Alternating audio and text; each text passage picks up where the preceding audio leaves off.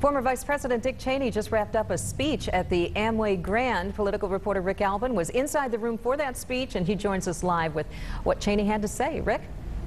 Well, Dick Cheney, who has spent about 40 years in Washington, D.C., has written a new book, and that's what he's here to talk about. He's being hosted by the Ford Foundation, and that's appropriate because he credits Gerald Ford for making him part of that Washington insider scene. It was actually Donald Rumsfeld and Jerry Ford who brought him into the White House after Richard Nixon had resigned. In fact, the very day that Nixon left from the South Lawn, it was Rumsfeld and Cheney who drove into the White House and started the transition for the Ford team. So he has deep ties with what happened with President Ford and right on through the next administration. He was in Congress when Ronald Reagan was in office. He worked for George Herbert Walker Bush, George W. Bush, of course, 8 years of very historically significant times as being vice president.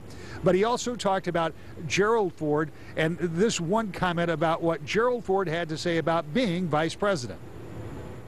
The one thing he did do, though, and I've remembered this on a number of occasions, after I got to be vice president, he used to take great delight in telling me that the worst job he ever had in his life were the 8 months he spent as vice president. And he'd bring it up whenever he found the opportunity to do that.